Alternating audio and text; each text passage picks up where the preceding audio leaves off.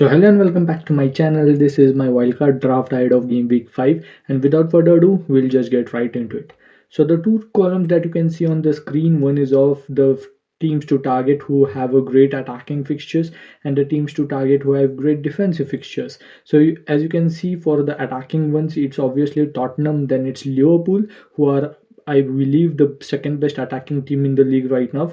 Then it's first best attacking team in Man City. Then it's Arsenal, Newcastle. Whereas on the defensive side, it's again Tottenham. Then surprisingly enough, the highest XG conceded, that is Fulham, are there in the second. Then it's Man City, Newcastle, Arsenal. So as you can see, Tottenham are topping the both the charts. Even though they have Arsenal in game week 6 and Liverpool in game week 7, because their long-term fixtures up till I think game week 14 are really good. So if you want to build your wild card or bring your teams or bring the players that you want in further game weeks, I think they should be Tottenham's. So let's just take a look at how my wild card is shaping up. But before that, make sure you subscribe to my channel, and if you enjoy watching the video, please consider liking the video. It helps in the metrics. In the first 4 game weeks, we have seen very less amounts of clean sheets. That must be because of the time that gets added on after the both the halves. That is, they give +8, +10 extra minutes, and players don't look that fit carrying on beyond the 90 minutes. So I believe we aren't seeing much more clean sheets because of that. Then that's why I have decided to go with all attacking fullbacks in the defense, and also I'm not looking to spend more in the goalkeeping department. So for that sake, I've gone with Areola and Leno. So as I said, Fulham do have the most, that is worst XG considered in the league so far right now. But as I showed you in the previous slide, that clean sheet wise, Fulham are the second best team in next 5 game weeks, and so I'm going with Leno here. And Areola, after the next 5 game weeks, has great run of fixtures. From game week 10 to game week 17, they only have 2 white FDR fixtures, rest all are green. So I think it's a good combo. For first 5 fixtures, go with Leno, and then next fixtures go with Areola. Then in my defense, I've gone with Chilwell, Udogi, Shar, Estupinian, and Baldock. So Chilwell, Udogi, and Estupinian probably are the best attacking fullbacks in the league. There is a case to be made for Trent Alexander-Arnold after he gave an assist in the last game and put in near about a man of the match performance, but he was, I think, substituted out because of an hamstring concern. It doesn't look that much of a concerning part where he will miss run of games. I think he'll be okay after the international break, but still he's priced at, I think, above 8 million. So I don't think he's value for his money. So I've gone with Chilwell, as I said, who is priced at 5.6 million, and Chelsea aren't keeping many clean sheets, and I've been expecting attacking returns from him for many game weeks now. He just gave one in first game week where he got an assist. He has been playing literally as a left winger, but Chelsea are very poor finishing wise. They aren't finishing any chances, but I would still like to go with him.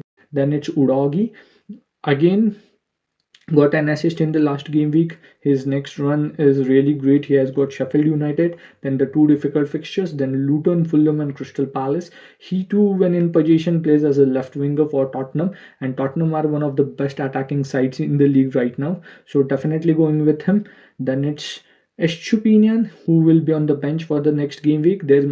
There is a case that you can go with him, as Man United have been very poor defensively. He might get attacking returns. Again, one of the best, I think the best attacking fullback in the league right now, priced at 5.1 million. So his fixture run is Man United, Bournemouth, Aston Villa, Liverpool, Man City. So quite difficult run of fixtures, but he rotates really well with Udogi. So I've gone with him. Then it's Shar. I neglected Trippier because I think Newcastle have got a really tough Champions League group, and I don't think their fullbacks will be able to give full of their 100% in both Champions League and Premier League matches. And given the Trippier's age, I don't believe he can play full 90 minutes in both the leagues, I must say, or both the competitions. So I would probably target the center backs in this case. It would be Botman if he's fit, but right now I've gone with Shar. Then it's Baldock, obviously a place filler priced at 4.0 million. Then in my midfield, I've gone with Rashford, Saka, Bumo, Son, and Diaby. So there's a case to go with Fernandes if Hoyland is going to start in next games, and he will start. Obviously there will be some rotation between him and Martial, but we all know how Martial gets injured. So I think Hoyland playing up front is beneficial to Bruno Fernandes, and I think he will get more attacking returns.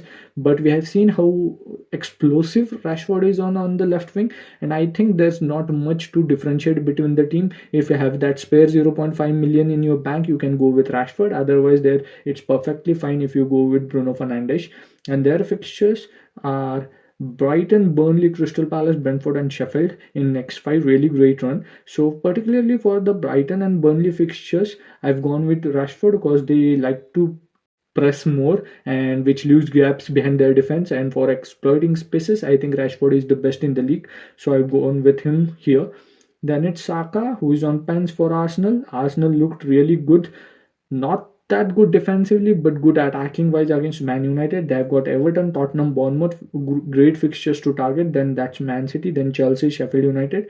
So in next five fixtures, only Man City attacking wise is a difficult fixture for Arsenal. So I've decided to stick with Saka. Then Bumo again scored for Brentford in the last game week. His fixture is against Newcastle, so there is a chance that you can bench him for Ferguson, who will be coming up against Manchester United. It's an away game, that is, the game is at Old Trafford.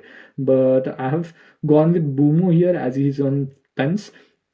Then it's Son, who was an hat-trick hero last game week and against Burnley, and who played as a centre forward, and nobody knew that Richarlison would be benched. And if this continues after the international break, I think he's the one you should definitely go for. Son as a centre forward is a different beast from what he is on the left wing, because I think because of the injury he has lost that bit of a pace and attack and beating the player's ability, where he has turned into more of a center forward. He's not that great in the air, his headers are not that great, but I think as a center forward, rest all, he's a perfect pick for that Tottenham side who like to play attacking football. So I would go with him. Then it's Diaby, who again plays as a second forward for Aston Villa. And if you take a look at their fixture run from 5 to game week 14, only three fixtures have white FDR, rest all have green FDR, and at 6.6 million he's a no-brainer to have. Then up front I've gone with Haaland, Alvarez, and Ferguson. Haaland, obviously West Ham United captain, no need to talk about him, again a hat-trick last game week. Then it was Alvarez who I think got 2 goals and an assist in the last game week against Fulham. He'll be up against West Ham United, so there's a chance due to the Champions League fixtures that he might get rotated, but we have got a strong bench to cover that up. So at 6.7 billion, if he starts, he's a no-brainer. He will get attacking returns like he did in the last game week too, so I've included him in my team. Then as I said, it's Ferguson on my bench, who also got a hat-trick last game week. So there are 3 hat-tricks, 3 players who got hat-tricks in the last game week are in my team. So it's not a knee-jerk. I have studied about them. Obviously Haaland is a nailed on. Son, if he plays center forward, as I said, is a no-brainer. And if you want to have that extra forward option, cheaper extra forward option, I think Ferguson is the one to go for. I don't fancy the next fixture because Man United, even though has been poor defensively, the game is being played at Old Trafford, and I think they will be much solid in this game. But after that they have got Bournemouth, Aston Villa, and then next 2 fixtures, Liverpool and Man City. Liverpool haven't been that strong particularly defensively, so that's not a worry. Then Man City is a worry, but after that next 4 game weeks are green FDR fixtures, so Ferguson is totally viable options. Another interesting option you can go for instead of Ferguson is Avioni of Nottingham Forest. He has been getting consistent attacking returns for last 8 game weeks. So if you run the stream through Fantasy Football Hub's Rate My Tool app, it gives a rating of 95%, which is unlike the thumbnail which shows 97%. So if you just make 2 changes, like I said, I like attacking fullbacks instead of centre backs, and obviously teams are not keeping clean sheets this season. So cash, who is a bit cheaper, and transfer out DRB or Bumo, or upgrade DRB or Bumo to Maddison. So if I do this, it leaves 0.1 million or 0.2 million in my bank, but it takes my team rating to 97%, as you can see on the screen. So you can chop and change and see what team gives the highest team rating for your drafts also on this Rate My Tool app of Fantasy Football Hub. So that's it, guys. Do let me know what you guys think of this draft in the comment section below.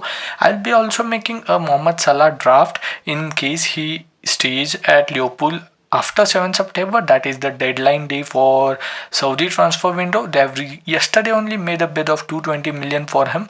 So if he stays, we will make a draft which will include Mohamed Salah, wildcard draft that is. So stay tuned for that, and yeah, see you in the next one. Enjoy your international break.